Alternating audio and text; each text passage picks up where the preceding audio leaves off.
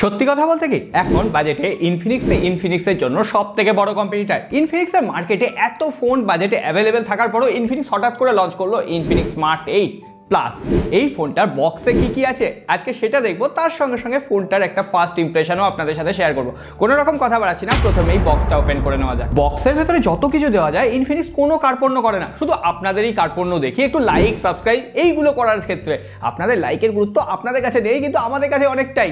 Like করে দেবেন, আর হ্যাঁ সাবস্ক্রাইব করে ঘন্টিটা বাজাতে ভুলবেন না, ওটা আমাদের পরিবারের ঘন্টি, বস বাজিয়ে দেবেন। যাই হোক, বক্সের ভেতরেই স্মার্টফোনটা তো ছিলই, তার পাশাপাশি বেশ কিছু ইউজার ম্যানুয়াল রয়েছে, একটা কেস রয়েছে, আর এটা কিন্তু একটা প্লাস্টিকের hard case, TPU transparent case নয়, সুতরাং ময়লা হয়ে যাওয়ার ভয় নেই। এছাড়াও সিম ইজেক্টার পিন রয়েছে, একটা 18 ওয়াটের চার্জার রয়েছে, একটা টাইপ সি অ্যাডাপ্টার রয়েছে ফোনটাকে চার্জ করার জন্য। যাই হোক, আমরা ইনফিনিক্সের টিপিক্যাল ডিজাইন দেখে দেখে অভ্যস্ত হয়ে গেছি। এই ফোনটাও সেই একই ডিজাইনের সাথে এসছে। পেছনের দিকে আইফোন ইন্সপায়ার্ড ডিজাইন বলা যায়।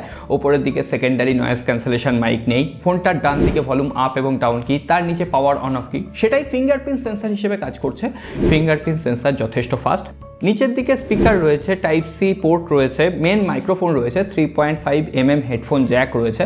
ফোনটার বাঁ দিকে সিম ট্রে, যেখানে অবভিয়াসলি বাজেট ফোন, দুটো সিম এবং একটি micro SD card at a time use করা যাচ্ছে। কিন্তু যতই একই রকম ডিজাইন হোক, ফোনটার কালার ভ্যারিয়েন্টটা একবার দেখুন।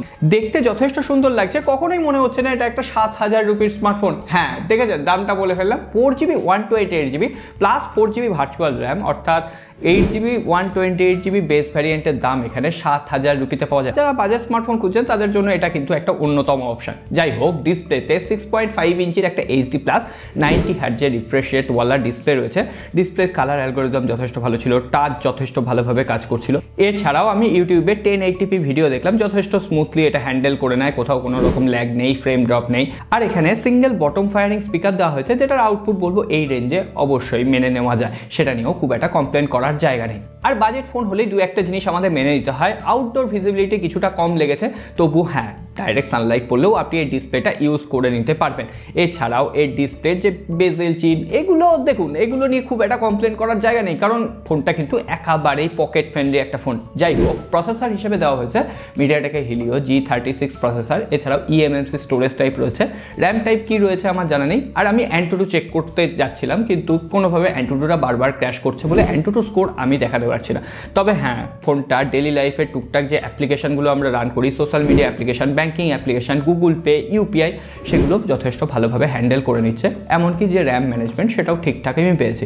আর BGMI যথারীতি ফ্রেম ড্রপ করছে, ল্যাগ করছে, এমনকি অ্যাটাকিং মোমেন্টে কিছু কিছু ক্ষেত্রে আটকে যাচ্ছে। আর BGMI থেকে বেরোলে দু একটা অ্যাপ্লিকেশন খুলে রাখলে সেটা পরবর্তীতে কিন্তু রিলোড হয়ে যাচ্ছে। মানে বাজেট ফোনে এর থেকে তো বেশি কিছু চাওয়া যায় না। আপনি বাজেট ফোন তো আর গেমিং করার জন্য কিনবেন না, গেমিং করার জন্য হলে অবশ্যই আপনাকে বাজেট বাড়াতে হবে। ওভারঅল Android 13 রয়েছে, কিছু কিছু প্রি ইনস্টলড অ্যাপ্লিকেশন রয়েছে যেগুলোকে চাইলে আপনি আনইনস্টল করতে পারবেন, আবার কিছু ক্ষেত্রে আনইনস্টল করা যাচ্ছে না, সেগুলোকে ফোর্স স্টপ করে অফ করে দিতে হবে। তবে এই ফোনটার ক্ষেত্রে এগুলো কোনো ফিচারই নয়। আসল ফিচার তো 6000 mAh ব্যাটারি রয়েছে, এছাড়াও 18 ওয়াটের ফাস্ট চার্জার রয়েছে। মোটামুটি ফোনটাকে ফুল চার্জ করতে 2 ঘন্টার একটু বেশি টাইম লাগছে। আর 6000 mAh ব্যাটারিটা মোটামুটি একবার চার্জ করলে আপনি যত হেভি ইউজই করুন না কেন, আমার তো 2 দিনের ব্যাটারি ব্যাকআপ দিয়ে দিয়েছে। একেতেই HD প্লাস ডিসপ্লে, আর বাজেট ক্যাটাগরির ফোনে একটু কিন্তু চার্জ ব্যাকআপ বেশি পাওয়া যায়, কারণ ফিচার টিচার কম থাকে। তো সেক্ষেত্রে আপনি চোখ বন্ধ করে একবার চার্জ দিয়ে নেবেন, তারপরে আনলিমিটেড ফোনটাকে ইউজ করতে পারেন।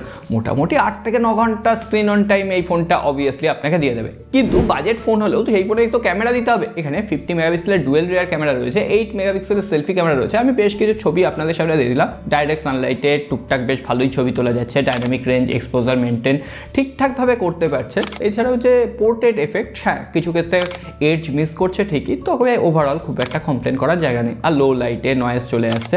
ওভারঅল আউটপুট এই প্রাইস রেঞ্জে এর থেকে বেটার আশা করাই উচিত নয়। যাই হোক, এখানে 1080p 30fps এ ফ্রন্ট এবং ব্যাক দুটো ক্যামেরা দিয়ে আপনি ভিডিও শ্যুট করতে পারবেন, এবং সেটা টুকটাক কাজ চালানোর পক্ষে যথেষ্ট।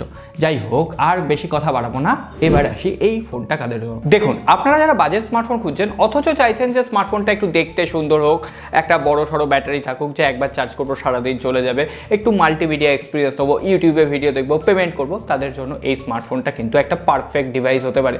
তো ওভারঅল এবার আপনাদের ডিসিশন, কিন্তু একটা ডিসিশন নিতে কখনোই যেন ভুল না হয়। ওই লাইক সাবস্ক্রাইব এগুলো করে রাখবেন, যাতে ভবিষ্যতের আনবক্সিং এপিসোডগুলো মিস না হয়ে যায়। আর হ্যাঁ, ঘন্টাটা বাজিয়ে রাখবেন। সকলে ভালো থাকবেন, দেখা হবে আগামী পর্বে।